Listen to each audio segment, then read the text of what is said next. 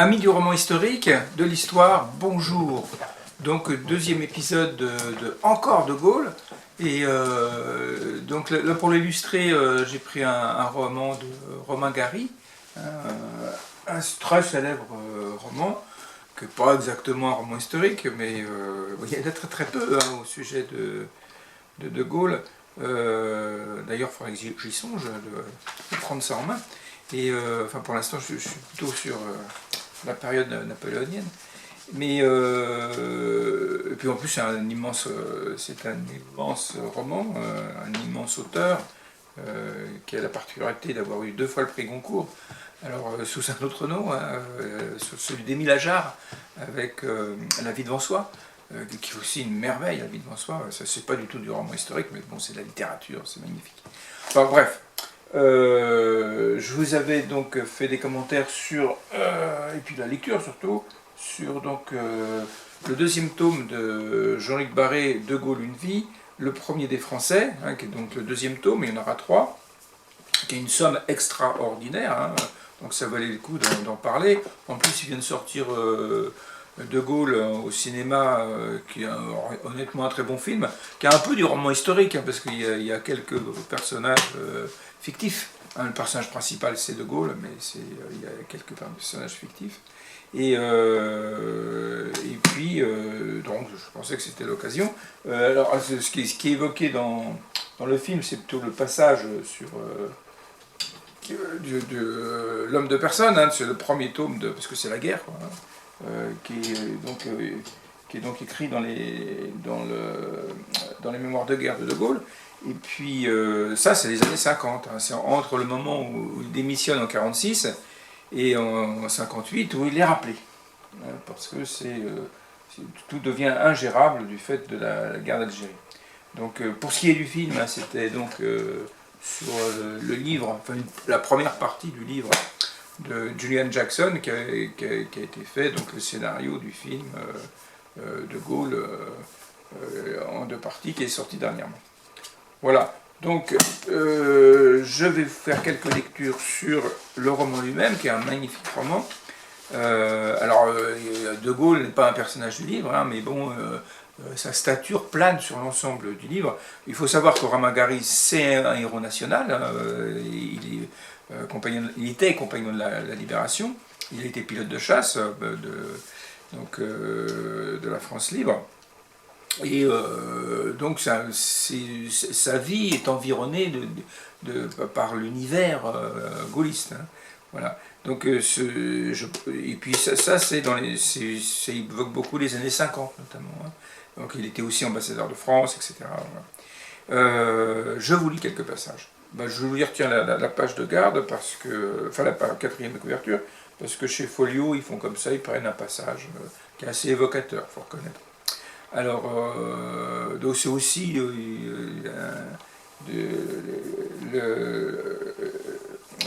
l'évocation du personnage central de la vie de Romain Gary, c'est sa mère. Voilà. Voilà. Un peu comme Albert Cohen, quoi. Tu seras un héros, tu seras général. Gabriel D'Annunzio, ambassadeur de France, ce sera le cas. Tous ces voyous ne savent pas qui tu es. Je crois que jamais un fils n'a haï sa mère autant que moi à ce moment-là. Mais alors que j'essayais de lui expliquer que dans un murmure rageur qu'elle me compromettait irrémédiablement aux yeux de l'armée de l'air, et que je faisais un nouvel effort pour la pousser derrière le taxi, son visage prit une expression désemparée. Ses lèvres se mirent à trembler, et j'entendis une fois de plus la formule intolérable, devenue depuis longtemps classique dans nos rapports. Alors, tu as honte de ta mère, de ta vieille mère. Voilà. Voilà. Alors, il y a eu un film d'ailleurs sur la province de l'Aube, parce que l'œuvre a inspiré le film de Jules Dassin, interprété par Melina Mercouri. Voilà. Page 13, l'infini. Page 13, l'infini. Ah non, c'est pas l'infini, c'est fini, tout simplement. C'est fini. La plage de Big Sur est vide, et je demeure couché sur le sable, à l'endroit même où je suis tombé. La brume marine adoucit les choses. À l'horizon, dans un mât, sur un rocher, devant moi, des milliers d'oiseaux, sur un autre, une famille de phoques.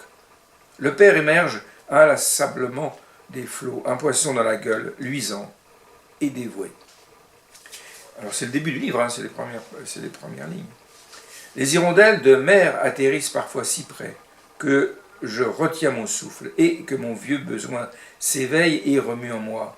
Encore un peu, et elles vont se poser sur mon visage, se blottir dans mon cou et dans mes bras, me recouvrir tout entier.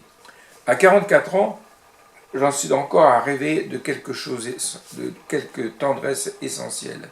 Il y a si longtemps que je suis étendu sans bouger sur la plage, que les pélicans, les cormorans ont fini par former un cercle autour de moi, et tout à l'heure, un phoque s'est laissé porter par les vagues jusqu'à mes pieds.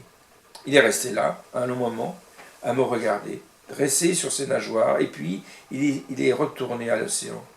Je lui ai souri, mais il est resté là, grave et un peu triste, comme s'il savait. Ma mère avait fait 5 heures de taxi pour venir me dire adieu à la mobilisation à Salon de Provence, où j'étais alors sergent instructeur à l'école de l'air. Le taxi était une vieille Renault délabrée. Nous avons détenu pendant quelque temps une participation de 50 puis de 25% dans l'exploitation commerciale du véhicule. Excusez-moi. Il y avait des années maintenant que le taxi était devenu propriété exclusive de mon ex-associé, le chauffeur Rinaldi. Ma mère, cependant, avait tendance à croire qu'elle possédait toujours quelques droits moraux sur le véhicule. Et comme Rinaldi était un être doux, timide et impressionnable, elle abusait un peu de sa bonne volonté. C'est ainsi qu'elle s'était fait conduire par lui de Nice à Salon de Provence, 300 km, sans payer, bien entendu. Et, longtemps après la guerre, le cher Rinaldi, grattant sa tête, devenue toute grise, se rappelait encore, avec une sorte de rancune admirative, comment ma mère l'avait mobilisé. Elle est montée dans le taxi et puis elle m'a dit tout simplement « À Salon de Provence, on va dire adieu à mon fils ». J'ai essayé de me défendre, ça faisait une longue course de 10 heures aller-retour. Elle m'a immédiatement traité de mauvais français et elle a menacé d'appeler la police et de me faire arrêter parce qu'il y avait la mobilisation, que j'essayais de me dérober. Elle était installée dans mon taxi avec tous ses paquets pour vous, des saucissons, des jambons, des pots de confiture. Elle me répétait que son fils était un héros, qu'elle voulait l'embrasser, encore une fois, et que je n'avais pas à discuter. Puis elle a pleuré un peu, votre vieille mère. Elle a toujours pleuré comme un enfant, et quand je l'ai vue dans mon taxi après tant d'années, qu'on se connaissait, pleurant silencieusement, avec son air de chien battu, je vous demande pardon, monsieur Romain, mais vous savez bien comment elle était. J'ai pas pu dire non. J'avais pas d'enfant, tout foutait le camp de toute façon. On n'en était plus à une course de taxi près, même une de 500 km. J'ai dit, bon, on y va, mais vous avez remboursé l'essence pour le principe. Elle a toujours considéré qu'elle avait conservé un droit sur le taxi, juste parce qu'on a été associés 7 ans plus tôt. Ça fait rien, vous pouvez dire qu'elle vous aimait, elle aurait fait n'importe quoi pour vous. Je l'ai vue descendre du taxi, devant la cantine, la canne à la main, une gauloise aux lèvres, et sous le regard goguenard des troufions, elle m'ouvrit les bras d'un geste théâtral, attendant que son fils s'y jetât, selon la meilleure tradition. Voilà, ça part bien l'ambiance familiale. Alors 45. 45.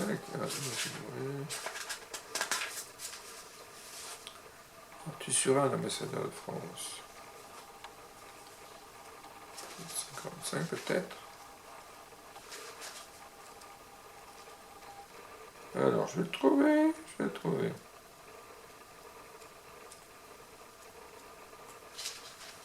C'est pas ça. Regarde.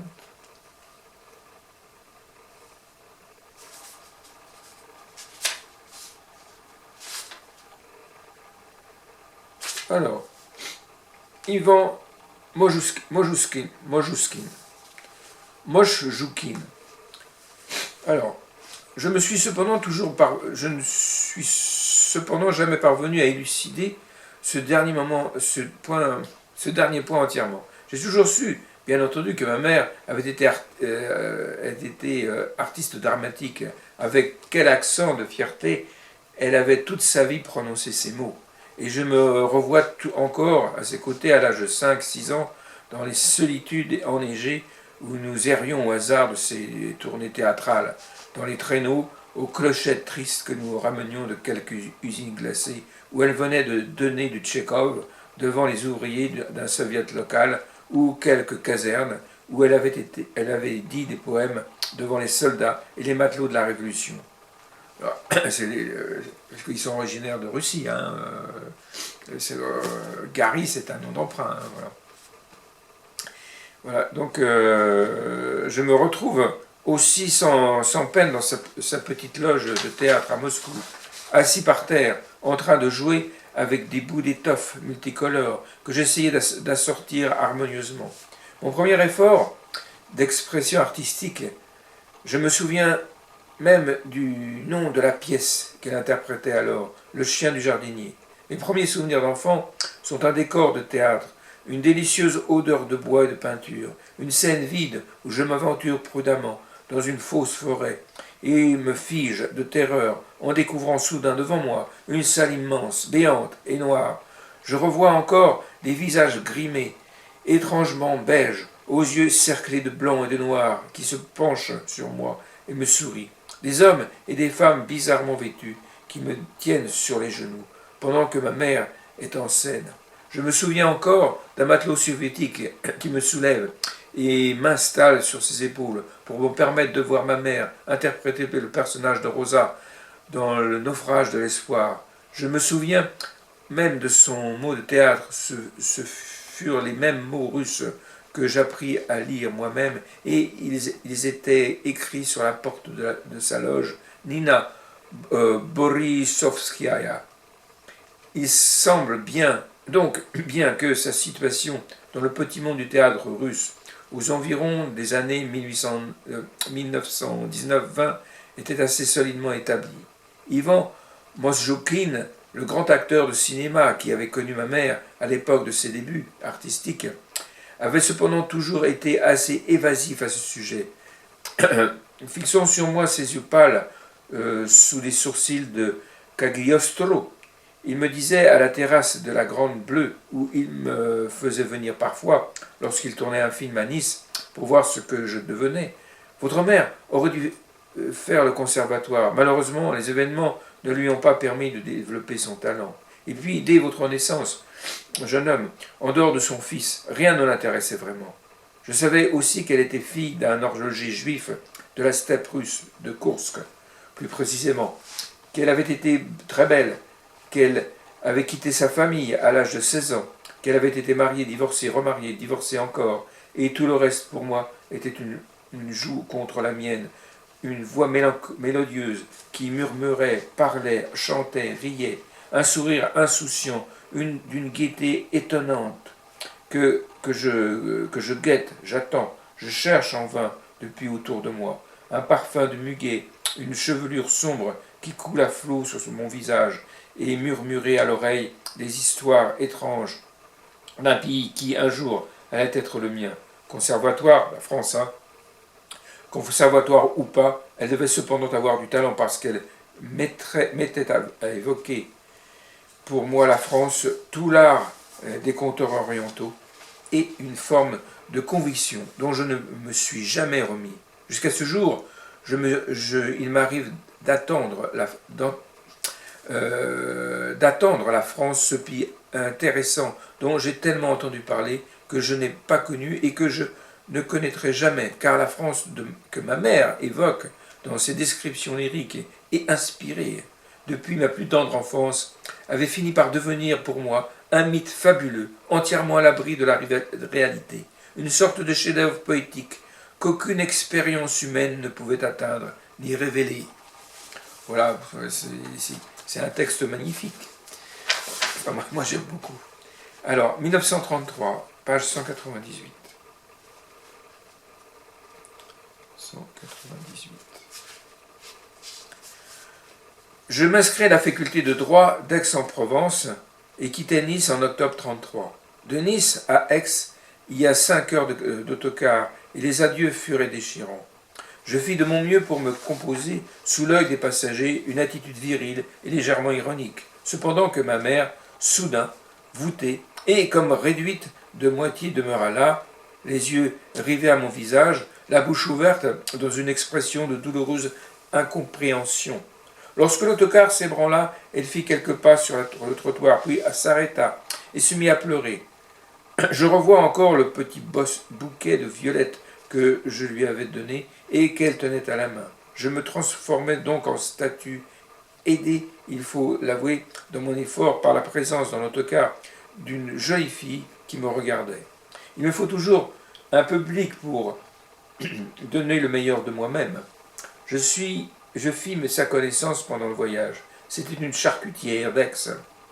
Elle m'avoua qu'elle avait failli pleurer elle-même pendant notre scène d'adieu, et j'entendis une fois de plus le refrain que je commençais à connaître si bien.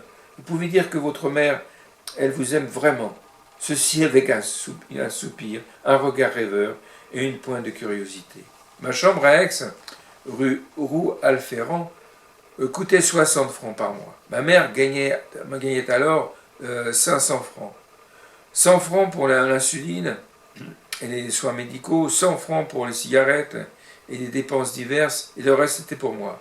Il y avait aussi ce que ma mère appelait avec tact les arrangements. Presque chaque jour, l'autocar de Nice m'apportait quelques victuailles prélevées sur les réserves de l'hôtel-pension Mermont, et peu à peu, le toit autour de la fenêtre de ma mansarde commençait à ressembler à un étalage de marché de la Buffa. Les vents secouaient les saucissons, les œufs s'alignaient dans la gouttière, au grand étonnement des pigeons. Les fromages gonflaient sous la pluie, les jambons, les gigots, les rôtis faisaient des effets de nature morte sur les tuiles. Rien n'était jamais oublié, ni les concombres salés, ni la moutarde à l'estragon, ni la calva grecque, ni les dattes, figues, oranges et noix, et les fournisseurs de la Buffa y joignaient parfois leurs improvisations, la pizza au fromage, aux anchois de M. Pantaleoni, les célèbres gousses d'ail de M. Pepi, une spécialité admirable qui se présentait à vous sous l'apparence d'une simple croûte pâtissière, laquelle fondait dans votre bouche dans une succession de saveurs inattendues, fromage, anchois, champignons pour finir soudain, dans une apothéose d'ail, comme j'en ai jamais connu depuis, et des quartiers de bœuf entiers que M. Jean m'expédiait personnellement, le seul et authentique bœuf sur le toit, n'en déplaise à la fameuse boîte parisienne de ce nom. La réputation de mon garde-manger fit son chemin. Cours Mirabeau, je pus me faire des amis, un guitariste poète du nom de Saint-Homme, un jeune étudiant écrivain allemand qui avait pour ambition de féconder le nord par le sud, ou vice-versa, je ne me souviens plus, 2 étudiants du cours de philosophie du professeur Segonde et ma charcutière, naturellement, que j'ai revue en 1952, mère de 9 enfants, ce qui prouve que la Providence avait veillé sur moi, car je n'avais jamais eu avec elle aucun ennui. Je passais mon temps libre au café des 2 garçons, où j'écrivais un roman sous les platanes du cours Mirabeau. Ma mère m'envoyait fréquemment des billets lapidaires aux phrases bien senties, remplies d'exhortations à la vaillance, à la ténacité. Ils ressemblaient aux proclamations que les généraux adressent à leurs troupes à la veille de la défaite, vibrantes de promesses, de triomphes et d'honneur. Et lorsque je lus sur les murs en 40 le célèbre « Nous vaincrons parce que nous sommes les plus forts » du gouvernement Reynaud, je pensais à mon commandant en chef avec une tendre ironie. Voilà, donc, page 298, l'appel. 298. Je finis cependant pas par accepter l'opinion générale selon laquelle l'Afrique du Nord allait demeurer en guerre et comme l'escadre avait encore reçu l'ordre de rejoindre Meknès, je quittai Mérignac à 5 heures de l'après-midi et arrivai à la Salanque, au nord de la Méditerranée. À la tombée de la nuit, juste à temps pour apprendre l'interdiction de décoller était faite à tout avion présent sur le terrain. Une nouvelle autorité contrôlait depuis quelques heures les mouvements aériens sur l'Afrique, et tous les ordres antérieurs étaient considérés comme nuls et non avenus. Je connaissais suffisamment ma mère pour savoir qu'elle n'allait pas hésiter à me faire traverser la Méditerranée à la nage. Aussi m'entendis-je immédiatement avec un adjudant de l'escadre, et sans attendre les ordres et les contre-ordres nouveaux de son chef bien-aimé, de nos chefs bien-aimés, nous mîmes dès l'aube le cap sur l'Algérie. Notre hypothèse avait des moteurs pétrels, ce qui ne lui donnait pas une autonomie de vol suffisante pour tenir l'air jusqu'à Alger sans réservoir supplémentaire. Nous risquions de voir nos moulins s'arrêter à quelques 40 minutes de la côte africaine. Nous nous envolâmes quand même. Je savais bien, moi, qu'il ne pouvait rien m'arriver, puisqu'une formidable puissance d'amour veillait sur moi, et aussi parce que tout mon goût du chef-d'œuvre, ma façon instinctive d'aborder la vie comme une œuvre artistique en élaboration, dont la logique cachée mais immuable serait toujours en définitive celle de la beauté, me poussait à ordonner dans mon imagination l'avenir selon une correspondance rigoureuse dont les tons et les proportions, les ondes d'ombre et les clartés, comme si toute destinée humaine procédait de quelque magistrale inspiration classique et méditerranéenne, soucieuse avant tout d'équilibre et d'harmonie.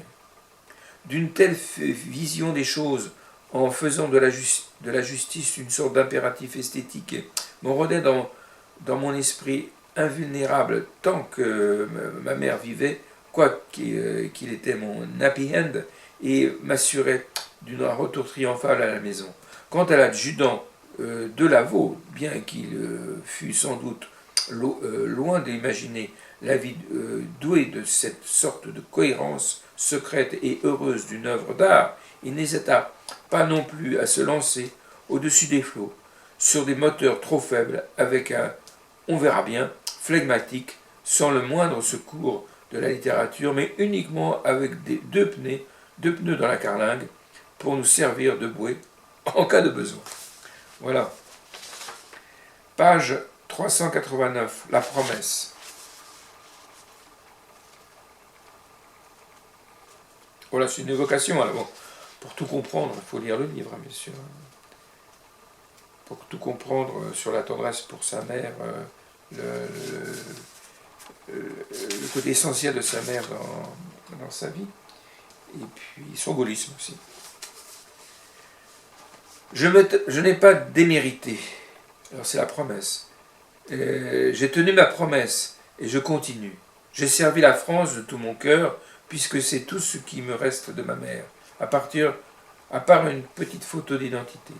J'écris aussi des livres. J'ai fait carrière et je m'habille à Londres, comme promis, malgré mon horreur de la coupe anglaise. J'ai même rendu de grands services à l'humanité. Une fois, par exemple, à Los Angeles, où j'étais alors consul général de France, ce qui impose évidemment certaines obligations. En entrant un matin dans le salon, j'ai trouvé un oiseau-mouche qui était venu là en toute confiance, sachant que c'était ma maison. Mais d'un coup de vent, en fermant la porte, avait emprisonné entre les murs pendant toute la nuit. Il était assis sur un coussin minuscule et frappé d'incompréhension, peut-être désespéré, et perdant courage. Et il était en train de pleurer, d'une des voix des plus tristes qu'il me fût jamais donné d'entendre, car on n'entend jamais sa propre voix. J'ai ouvert la fenêtre et il s'est envolé. Et j'ai rarement été plus heureux qu'à ce moment-là. Et j'ai eu la conviction de ne pas avoir vécu en vain. Une autre fois en Afrique, je pus donner à temps un coup de pied à un chasseur qui était en train de viser une gazelle immobile au milieu de la route. Il y a eu d'autres cas analogues, mais je ne veux pas avoir l'air trop de me vanter de ce que j'ai pu accomplir sur Terre. Je raconte ceci simplement pour prouver que j'ai vraiment fait de mon mieux, ainsi que je l'ai dit. Je ne suis jamais devenu cynique ou même pessimiste. Au contraire, j'ai souvent de grands moments d'espoir et d'anticipation. En 1951, dans un désert du Nouveau-Mexique, alors que j'étais assis sur un roc de lave, de petits lézards tout blancs grimpèrent sur moi. Ils m'explorèrent en tous sens avec une assurance complète et sans la moindre frayeur, et l'un d'eux, après avoir appuyé tranquillement ses pattes de devant sur mon visage, approcha son museau de mon oreille et resta là un bon moment. On peut imaginer avec quel bouleversant espoir, avec quelle fervente anticipation je demeurais là, attendant. Mais il ne dit rien, ou en tout cas n'entendit rien. Et il est tout de même étrange de penser que l'homme, quant à lui, est entièrement visible, entièrement révélé à ses amis. Je ne voudrais pas non plus qu'on s'imagine que j'attends encore un message ou une explication. Tel n'est pas le cas. D'ailleurs, je ne crois pas à la réincarnation, ni à aucune de ces naïvetés. Mais j'avoue que je n'ai pas pu m'empêcher d'espérer quelque chose l'espace d'un moment. J'étais assez malade après la guerre parce que je ne pouvais marcher sur une fourmée ou voir un temps dans l'eau. Et finalement, j'ai écrit tout un gros livre pour réclamer que l'homme prenne la protection de la nature dans ses propres mains.